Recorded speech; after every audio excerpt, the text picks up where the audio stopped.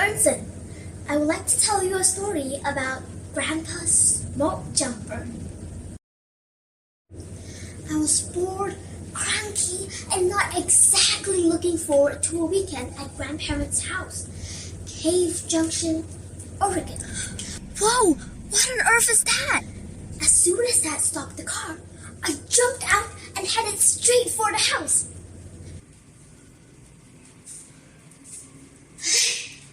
I was just bored out of my mind, wandering aimlessly through the house, stopping every now and then to inspect objects from the past that adorned my grandparents' house.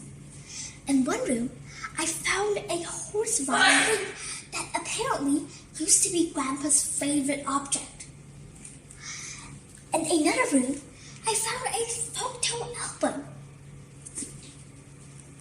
that carried tons of pictures of my mom.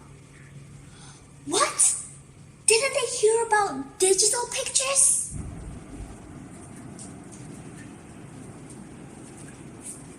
There were a multitude of photographs in the room.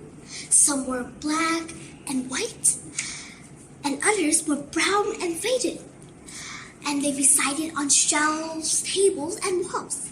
I skimmed over all the photographs, not really paying attention to the content, since they were mostly of people I did not know. Although one photograph, however, made me stop my tracks. It was a group shot, about 20 men in front of an airplane, and a sign that read, "Gobi Smoke Jumper Base." Oh my goodness! Mom wasn't kidding! I was so excited, I grabbed the photograph and I ran out of the room. Grandpa, were you a smoke jumper? I sure was, Ern Xin. That's me right there. I was just 18 years old when I became a smoke jumper. It was the summer of 1946. And the previous year, my buddies, Charlie, Greg, and I signed up for smoke jump training. Everyone thought we were crazy for wanting to jump out of planes and fight fires.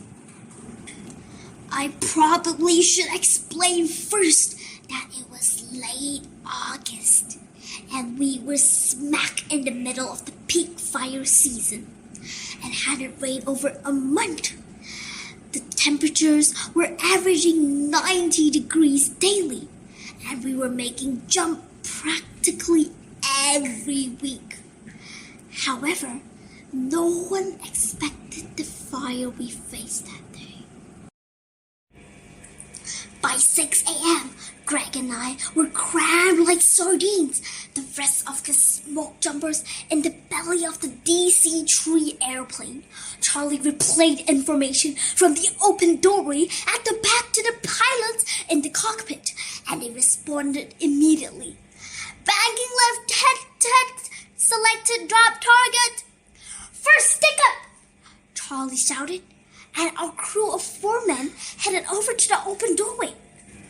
The wind whipped in my face and tugged at my mouth as I counted 1,000, 2,000, 3, then whoosh! He flung his arms up over his head. The parachute snapped open, abruptly halting my descent and sending my legs flying up over my head. I spun around and around and around, spiraling downward through the smoke and heading right towards the flames. Instinctively, I shifted my weight left and right until I regained control and maneuvered my chute towards the jump spot, where I hit the ground with a bone-crushing thud. You think it's hot in here, girl? But nothing can prepare you for the heat of a wildfire. You don't just see the fire, you hear it, you taste it, and you feel it. A deafening roar filled the air. It was as if a freight train were bearing down on us. The heat wrapped around us like a heavy blanket that immediately got soaked with the sweat streaming down our backs and faces. We were completely surrounded by smoke. Our eyes burned and we scorched our throats every time we took a breath. We were running out of air. Grandpa, did you save the town? Yes, we did. We saved the town of Goldberg. Yay! Grandpa saved the town! Wow! Grandpa saved your lives! Grandpa saved the town! This is totally not a boring weekend after all.